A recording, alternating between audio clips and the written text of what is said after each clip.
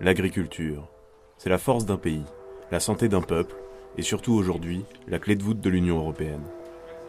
La France est le premier pays agricole de l'Europe des 28. Un marché unique qui lui permet d'échanger librement.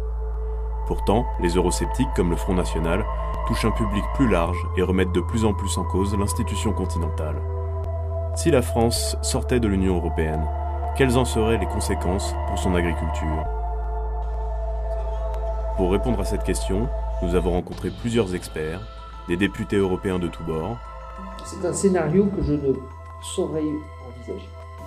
Le poison de l'Union européenne va achever l'agriculture française. Ça serait maintenant en situation catastrophique.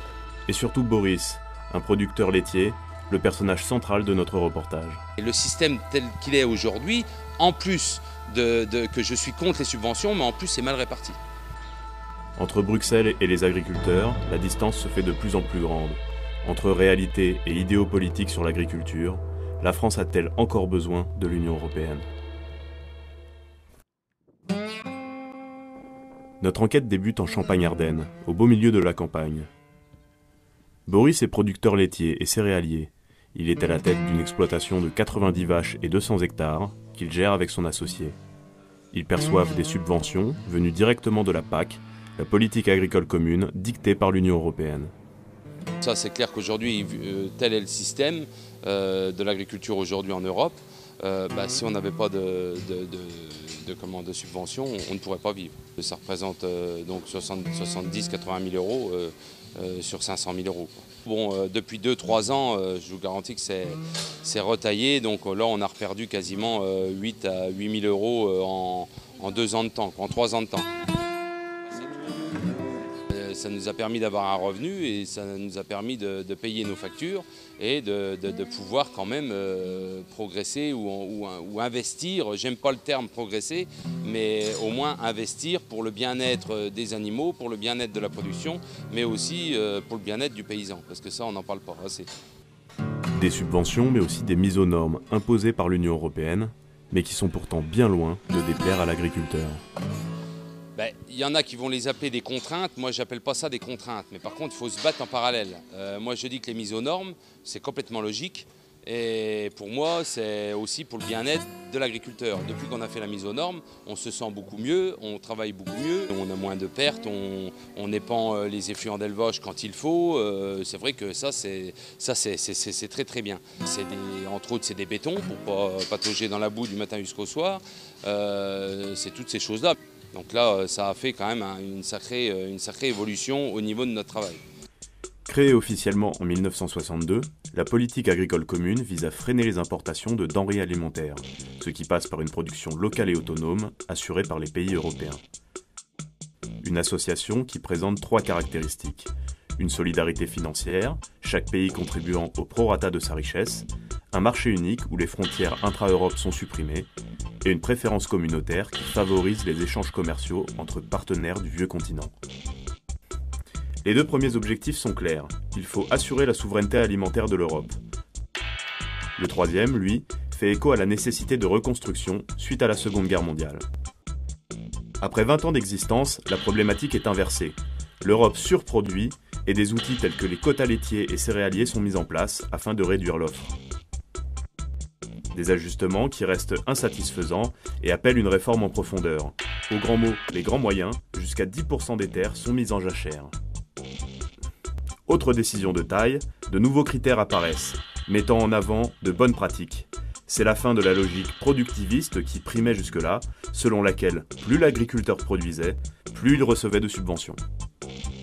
Des évolutions, parfois jugées insuffisantes, poussant certains agriculteurs et hommes politiques à s'interroger sur une éventuelle sortie de l'Union européenne.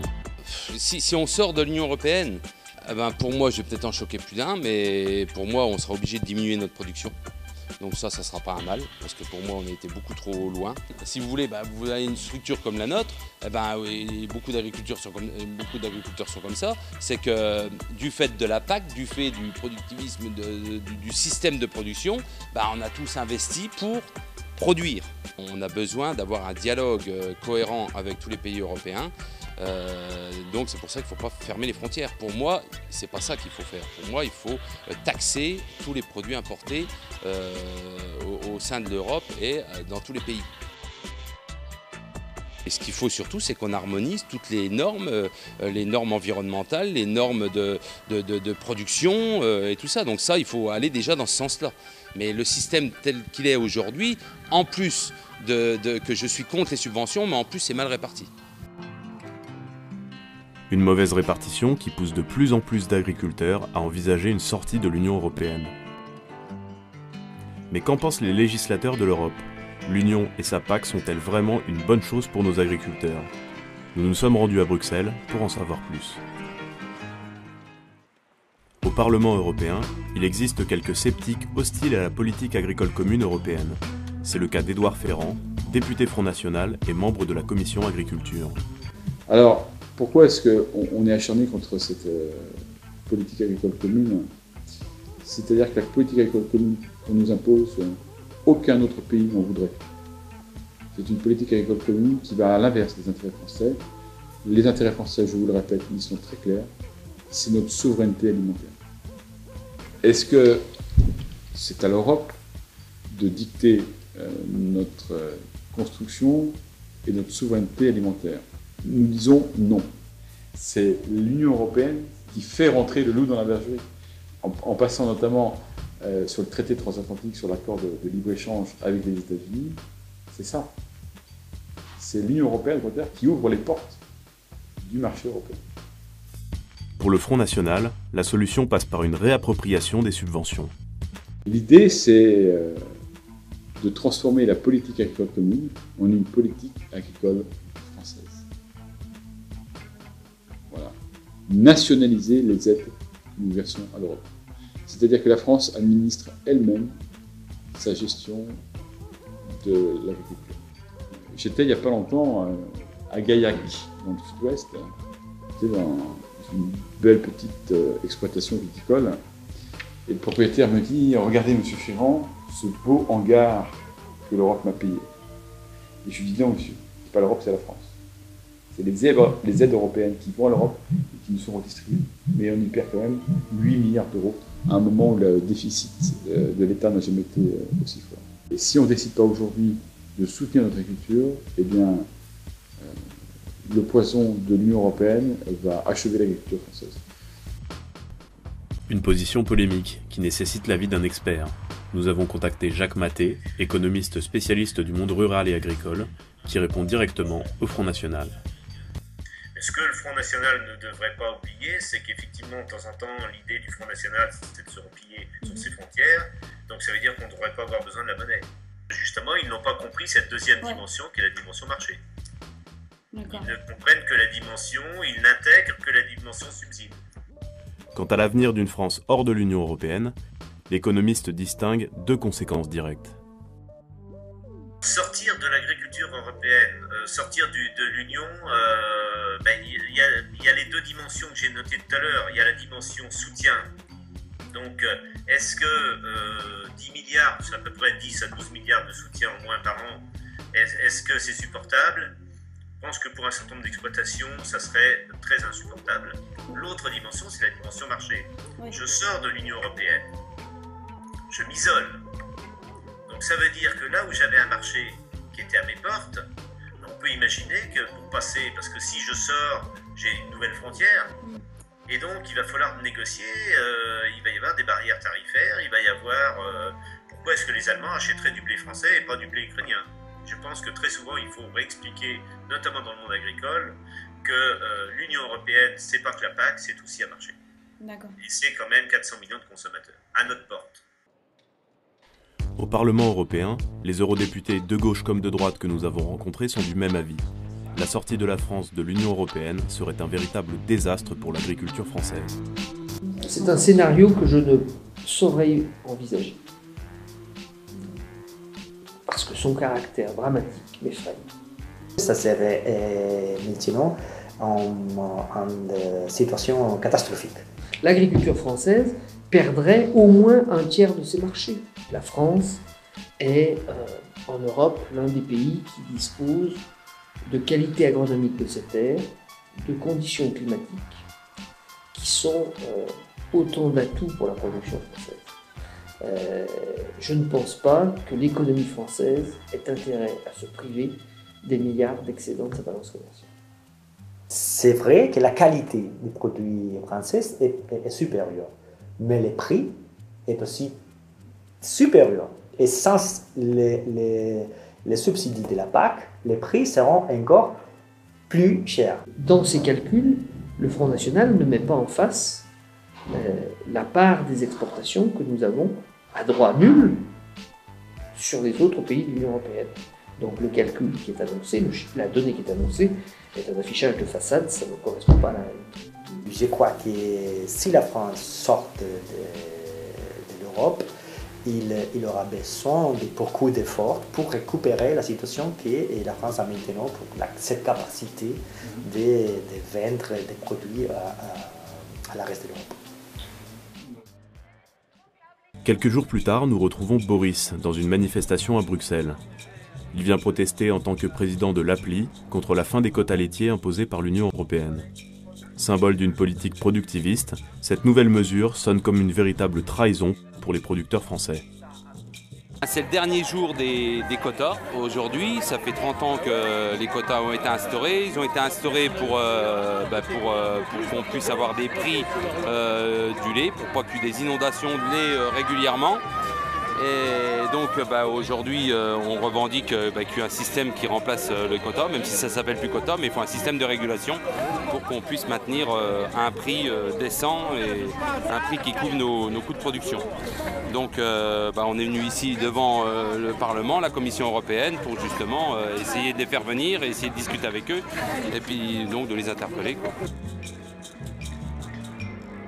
Il en faudrait 50, 100, 200. Je crois que la fin des quotas, c'est très clairement pour moi le signe presque final de l'abandon de la politique agricole commune vers une logique complètement libérale. Et la prise de possession du secteur de l'agriculture par l'industrie agroalimentaire au détriment des paysans et des consommateurs. On sait que dès qu'une prochaine crise va arriver, que les prix vont passer en dessous des coûts de production, eh bien on va se retrouver encore avec des milliers et des milliers de familles qui vont mettre la clé sous la porte.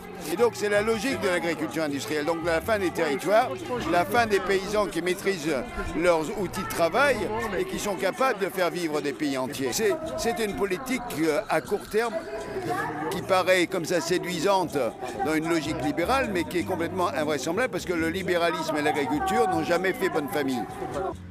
Le dialogue est donc de plus en plus tendu entre les agriculteurs et l'Europe. Une distance qui pourrait expliquer pourquoi certains cherchent aujourd'hui à la quitter.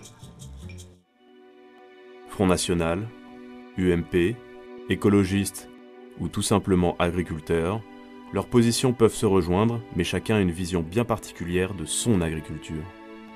Une politique agricole, une politique quelle qu'elle soit, elle se base sur le client et pas sur le producteur. C'est le producteur qui s'adapte au client, c'est pas le client qui s'adapte au producteur. Donc penser que l'on peut vivre en vendant à côté de chez soi, c'est possible dans quelques régions pour quelques produits, c'est pas possible pour l'ensemble de l'agriculture française. C'est un modèle qui est un modèle irréaliste.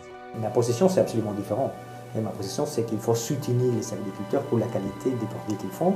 Bien sûr, il faut faire ce qu'on appelle la transition écologique. Il faut aider les agriculteurs à faire ce changement. Et il faut soutenir quelques produits qui ne sont pas du tout rendables. C'est possible d'avoir une autre Europe. Et oui, à l'Europe, mais pas comme ça. Les agriculteurs sont très désabusés. Aujourd'hui, ils considèrent que finalement, la seule chose qu'on leur demande, c'est de préparer des jardiniers, de préparer un beau jardin pour que le week-end, les Parisiens, lorsqu'ils vont en Bourgogne, ils aient une belle prairie bien propre. Voilà. Et ils sont très touchés aussi par un mal-être, un mal de vivre. Les agriculteurs, autrefois, on les aimait. Aujourd'hui, on les traite de pollueurs, on les traite de... Et les agriculteurs le vivent très mal, et c'est pour ça qu'aujourd'hui, malheureusement, il y a un suicide d'agriculteurs par jour. Moi, ma vision à moi, c'était d'être autonome, de ne plus faire vivre Pierre-Paul Jacques avec des produits chimiques et des choses comme ça. Aujourd'hui, on ne doit plus traiter du lait, ni de la céréale, ni de la viande comme on traite du charbon, ni comme on traite de la ferraille, quoi. C'est complètement aberrant. Dans le temps, quand le paysan était vraiment paysan, il allait vers le consommateur, il vendait ses produits, et ben les consommateurs, systématiquement, ils consommaient des produits de saison. C'est tout une histoire de compétitivité, mais l'agriculture n'a rien à voir avec la compétitivité. On ne devrait pas parler, c'est un gros mot dans l'agriculture, la compétitivité. Notre enquête se termine ici, dans la ferme de Boris. Face aux multinationales et aux grandes industries, l'agriculteur ne perd pas espoir. Il rêve encore d'une Europe plus solidaire, équitable, humaine et responsable.